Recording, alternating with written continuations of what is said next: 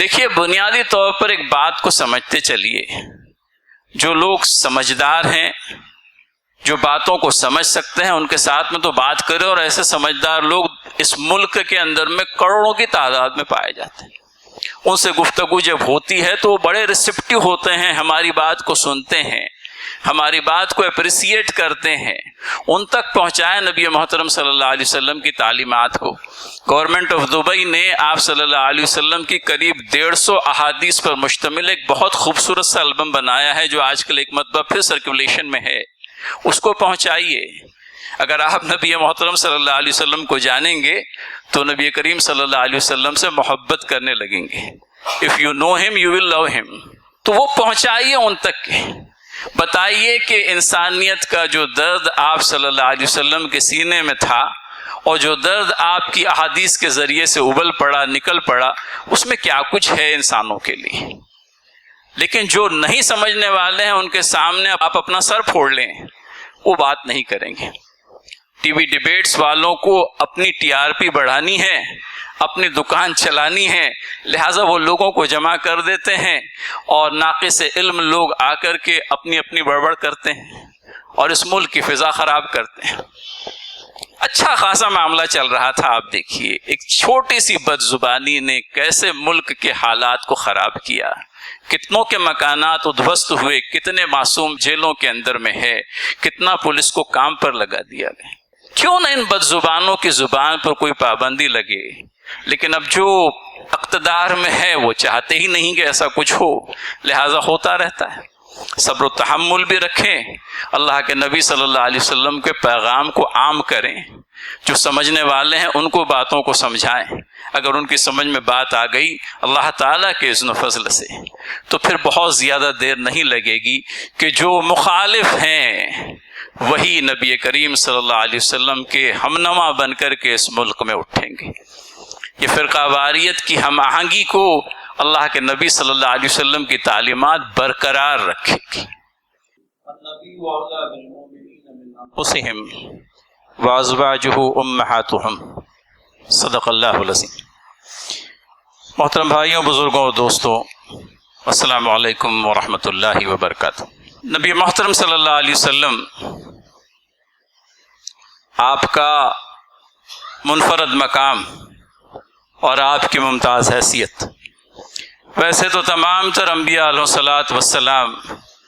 اللہ تعالیٰ کی طرف سے برگزیدہ، بنی نوع انسان کی ہدایت کے لیے انسانوں میں سے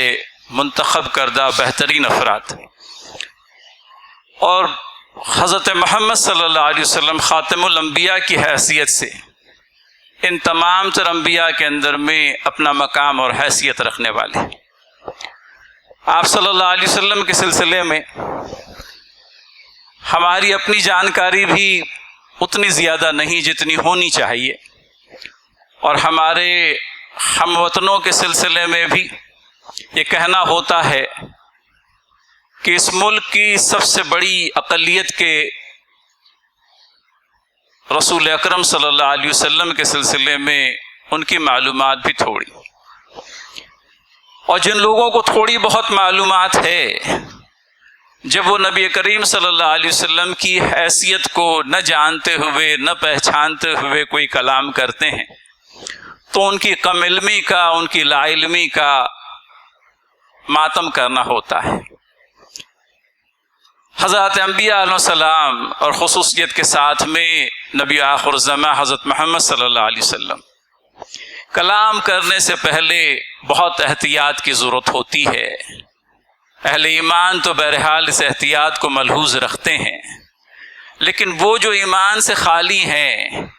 وہ جو اللہ کے نبی صلی اللہ علیہ وسلم کی ذات اقدس کو پہچانتے ہی نہیں، وہ جن کے سامنے نبی آخر الزماں صلی اللہ علیہ وسلم کا کوئی تعارف ہی ڈھنگ کا نہیں آیا،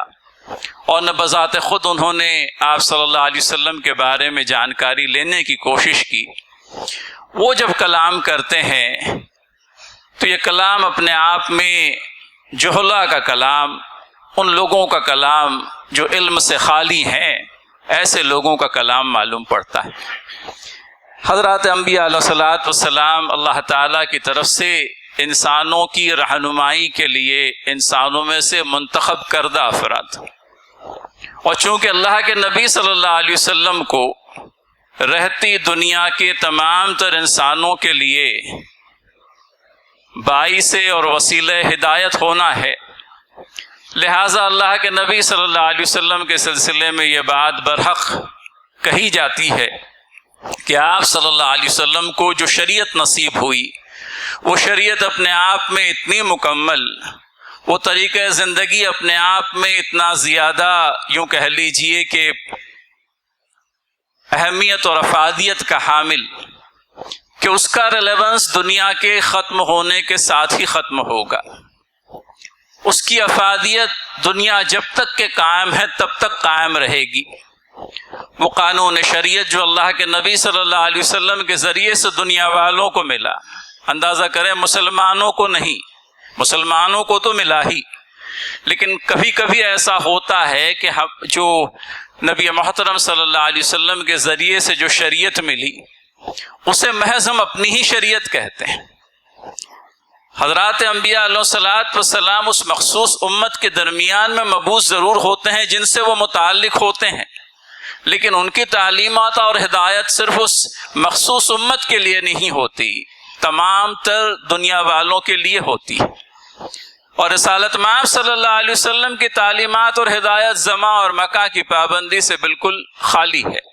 آپ صلی اللہ علیہ وسلم اپنے وقت کے بھی نبی اور آنے والے تمام تر وقتوں کے بھی نبی،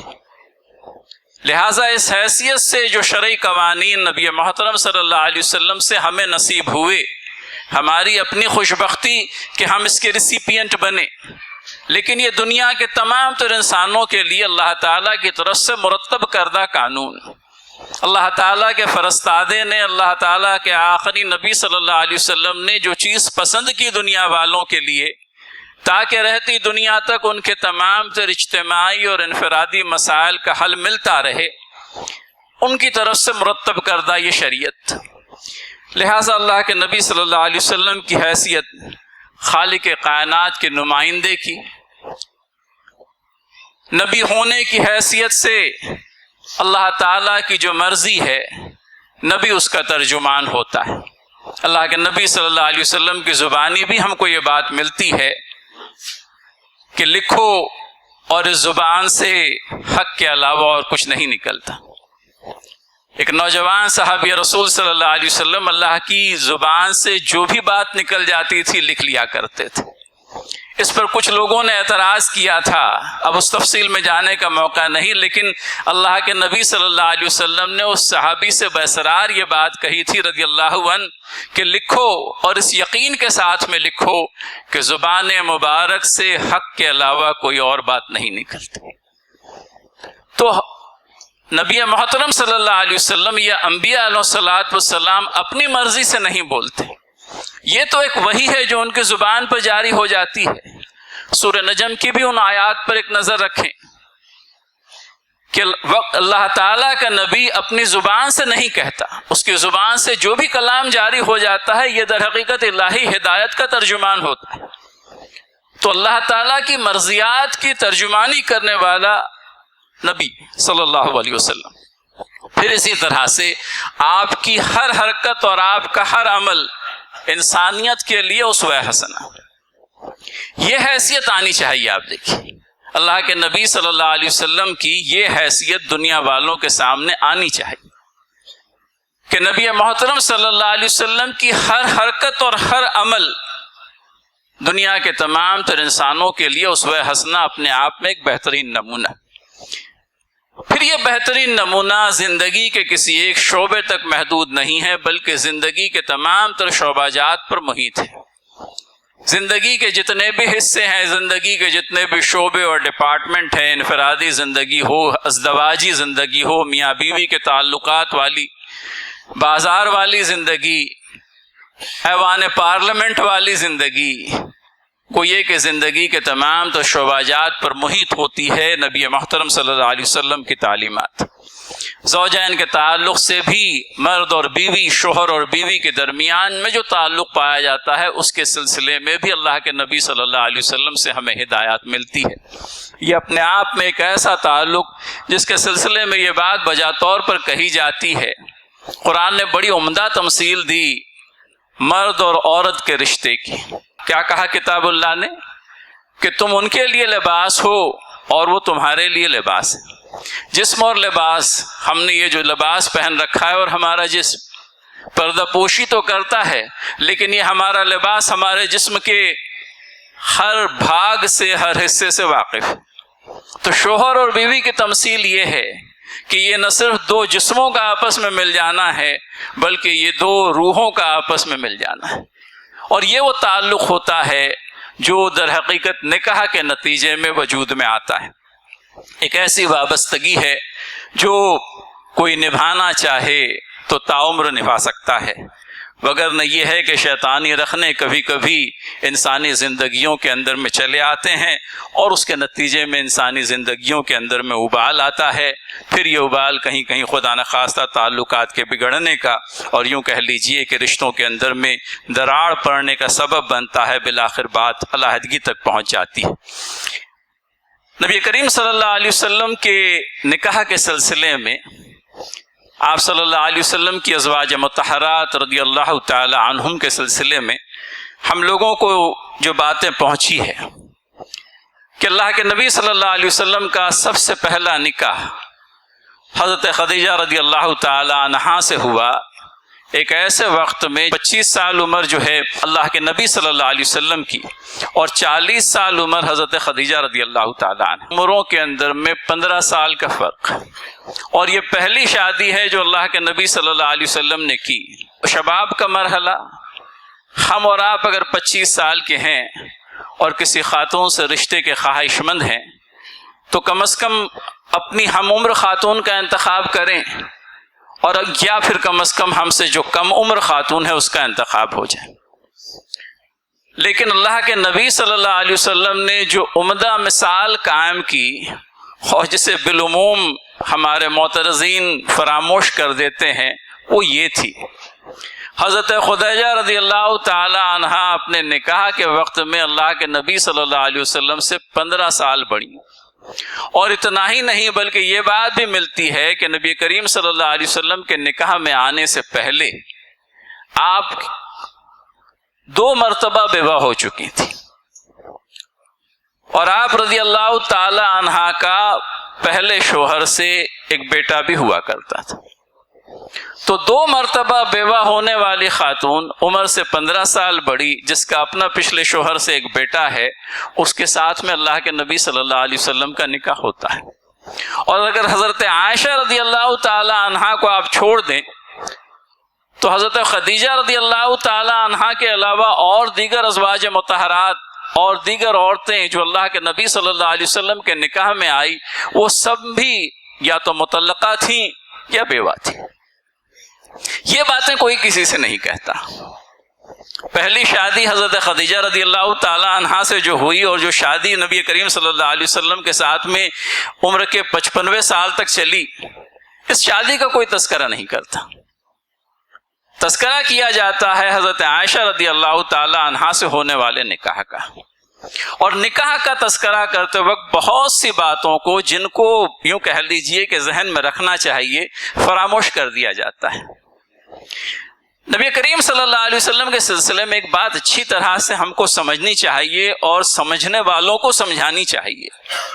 وہ یہ کہ نبی صلی اللہ علیہ وسلم کا جو بھی عمل ہوتا ہے وہ در حقیقت اللہ تعالیٰ کے اشاروں کے نتیجے میں ہوتا ہے۔ حضرت عائشہ رضی اللہ تعالی عنہا سے اللہ کے نبی صلی اللہ علیہ وسلم کا نکاح یہ اللہ تعالیٰ کی طرف سے طے شدہ ہے، اور اس کی بڑی حکمتیں ہیں جو بیان ہوئی ہے۔ 3 باتوں کا تذکرہ مقصود ہے، آپ دیکھیے۔ ایک تو وہ پس منظر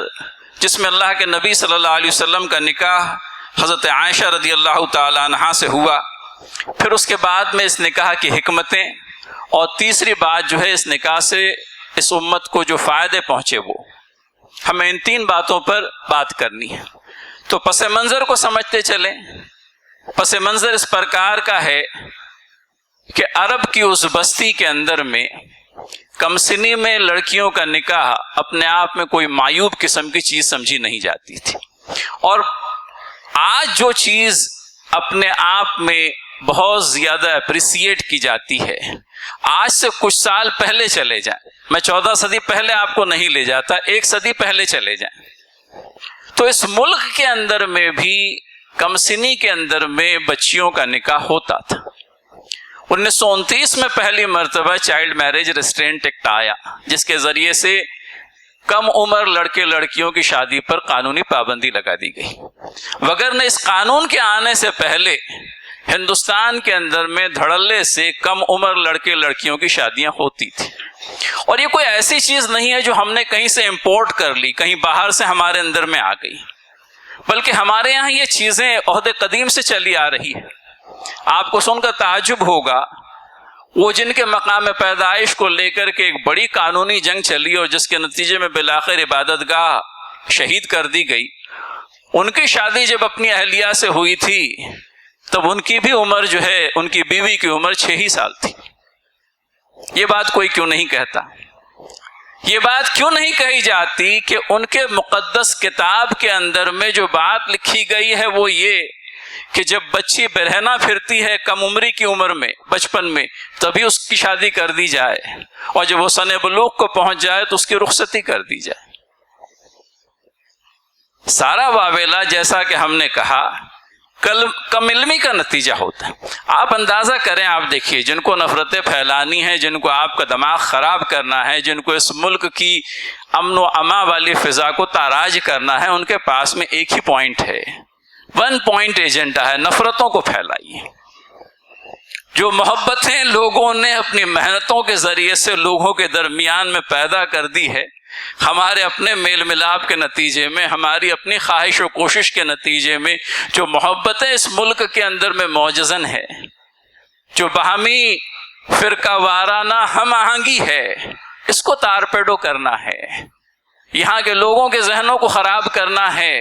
یہاں کی فرقہ وارانہ ہم آہنگی کو کہیں لے جا کر کے چھید لگانا ہے۔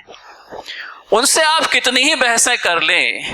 کلام اللہ نے بڑی مناسب بات کہی کہ جب جوہلا سے آپ کا کلام ہو تو قالوا سلاما کہتے۔ ان کو کیا کہیں گے جن کے ذہنوں کے اندر میں فطور ہی بھرا ہوا ہے، جنہوں نے سیرت کا مطالعہ سیرت سے ہدایت پانے کے لیے کم اور سیرت میں مین میخ نکالنے کے لیے زیادہ کیا ہے؟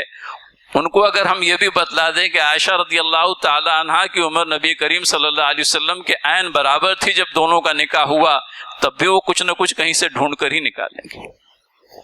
لہٰذا ڈیفینسو ہونے کی ضرورت نہیں ہے۔ آپ دیکھیے، مشکل ہماری یہ ہو جاتی ہے کہ کسی بات کا دفاع کرنے میں ہم اتنا لچیلے اختیار ہو جاتے ہیں، اتنے فلیکسیبل ہو جاتے ہیں کہ پھر وہ بہت ساری چیزیں جو در حقیقت دین و شریعت کے اندر میں نہیں ہے وہ بھی کہیں سے امپورٹ ہو جاتی ہیں۔ میرے بھائی، ایک بات کو اچھی طرح سے سمجھو اور سمجھاؤ اس ملک کے لوگوں کو بھی کہ اللہ تعالیٰ نے تمہارے لیے جو دین کو پسند کیا ہے اس کو دل و جان سے قبول کرو، اسی میں تمہاری عافیت ہے۔ وہ ایک سجدہ جسے تو گراں سمجھتا ہے، 1000 سجدوں سے دیتا ہے آدمی کو نجات۔ مشکل ہماری یہ ہو گئی کہ بہت برسوں تک غالب اکثریت کی تہذیب، ان کی ثقافت، ان کی مذہب، اس کا دبدبہ اپنی جگہ بنا رہا، اس اثر کو بھی ہم نے جانتے نہ جانتے ہوئے قبول کر لیا، اور آج تو پھر یہ صورتحال ہو گئی کہ آپ کی ہر ایک چیز پر اعتراض ہے۔ طلاق ثلاثہ پر کل تک اعتراض تھا، اور اب طلاق حسن بھی جو ہے عدالت کے تحت آ گئی ہے۔ خبروں کو جانتے رہیے، پڑھتے رہیے۔ 2 طریقے ہیں طلاق السنہ کے اندر میں، آج بحث کا موقع نہیں۔ ایک طلاق احسن، عدت کے لیے طلاق دو، اور ایک طلاق حسن جس میں 3 طلاقیں وقفے وقفے سے دینے والی بات۔ تو اب طلاق حسن بھی جو ہے ناگوار ہو گئی ہے، اور اس کو بھی عدالت کے اندر میں چیلنج کیا گیا ہے، کسی اور وقت بحث کرتے ہیں۔ کہنے کا منشا یہ کہ باتوں کو سمجھائیں سمجھانے والوں کو، تاکہ ان کی سمجھ میں آئے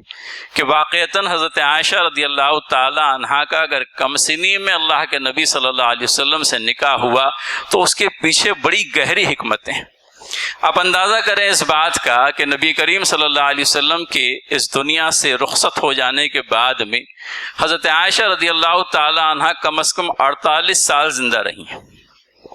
اور اس امت سے حضرت عائشہ رضی اللہ تعالی عنہ سے جو فائدے پہنچے ہیں ان کی فہرست اگر ہم ترتیب کرنے بیٹھ جائیں تو بڑی مشکلیں پیش آتی ہیں۔ احادیث کی روایت کے اندر میں جن اصحاب کو مقصرین ہونے کا، کثرت سے اللہ کے نبی صلی اللہ علیہ وسلم سے احادیث روایت کرنے کا شرف حاصل ہے، اس میں حضرت عائشہ رضی اللہ تعالی عنہا کا نمبر چوتھے نمبر پر آتا ہے۔ 2210 احادیث صرف حضرت عائشہ رضی اللہ تعالی عنہا نے نبی محترم صلی اللہ علیہ وسلم سے نقل کی ہیں۔ ابو ہریرہ رضی اللہ تعالیٰ عنہ، اس کے بعد میں ابن عمر رضی اللہ عنہ، اور پھر انس بن مالک رضی اللہ تعالیٰ عنہ، اور اس کے بعد میں حضرت عائشہ صدیقہ رضی اللہ تعالیٰ عنہ۔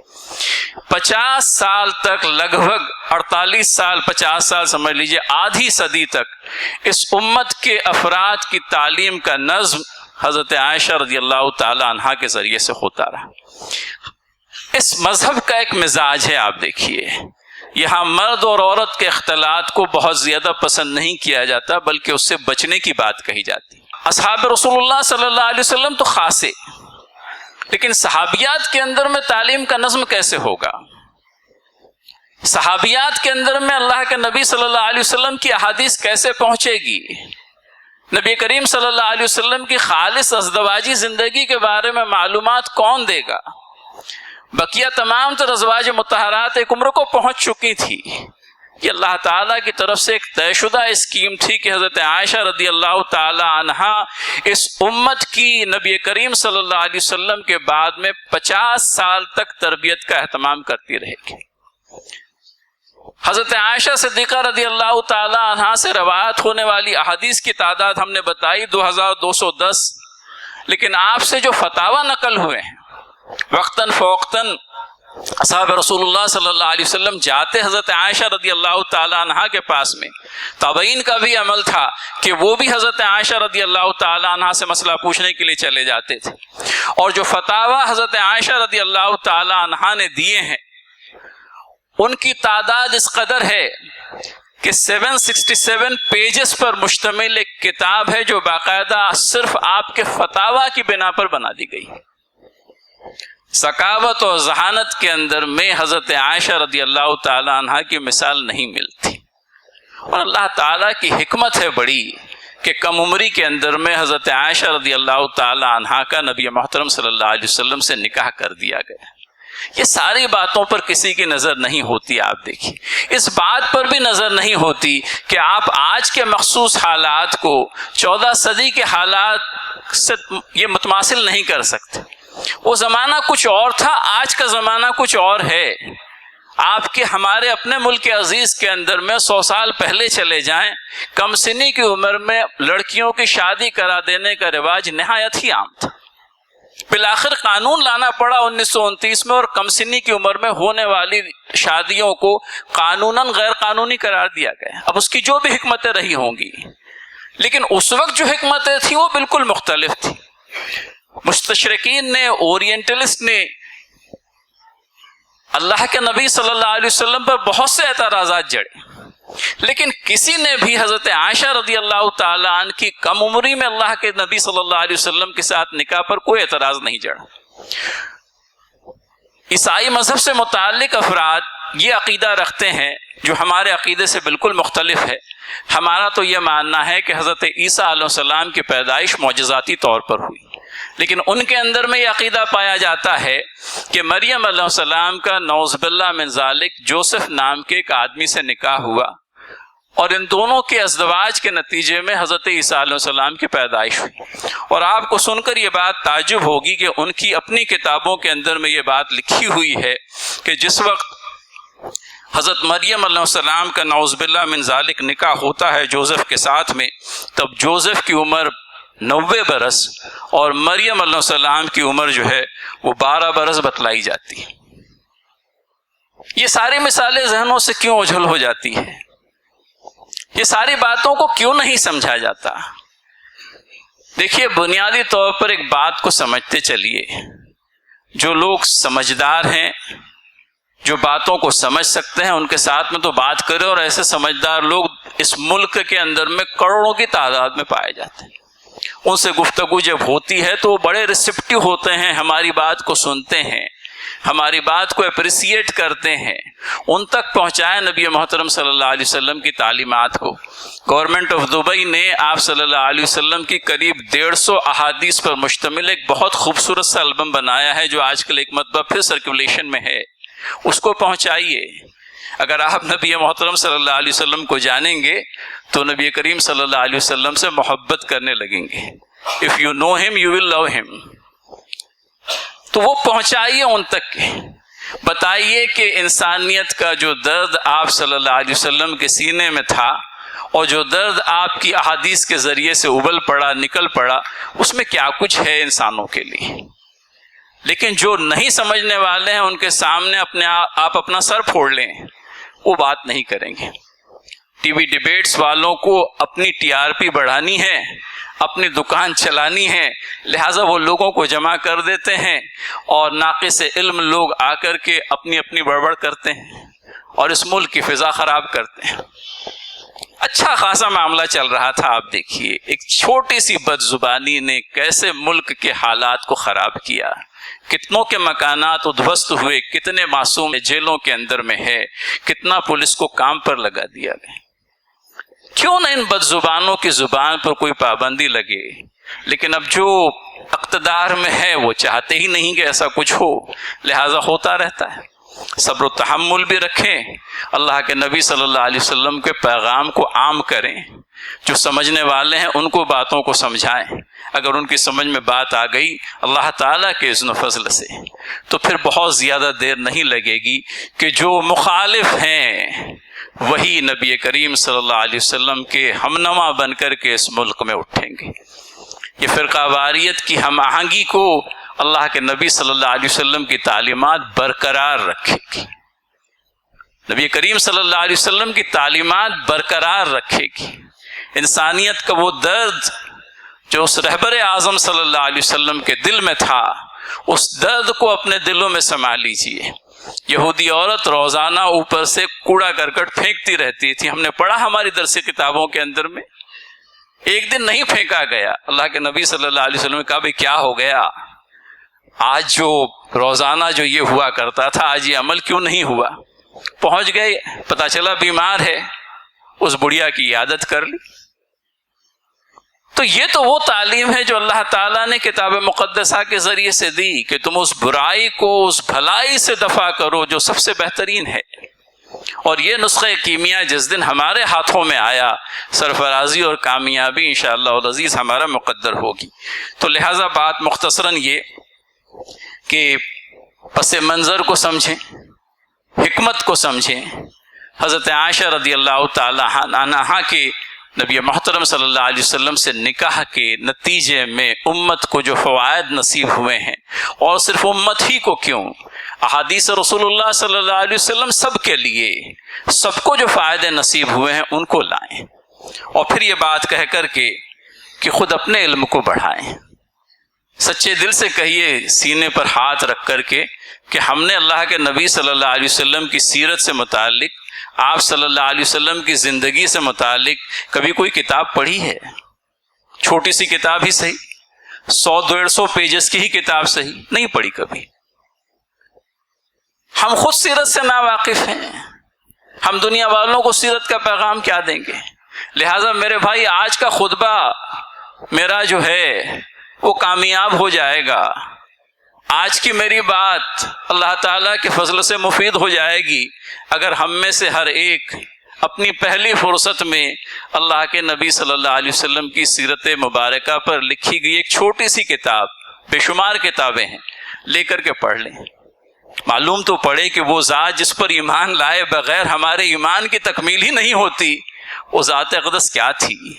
اس کی تعلیمات کیا تھی، اس کی زندگی کیسے گزری۔ اللہ تعالیٰ سچی محبت عنایت کرے،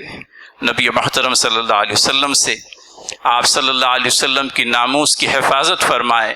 ازواج مطہرات کے تقدس کو تا قیامت برقرار رکھے، آمین یا رب العالمین۔ وآخر دعوانا ان الحمد للہ رب العالمین۔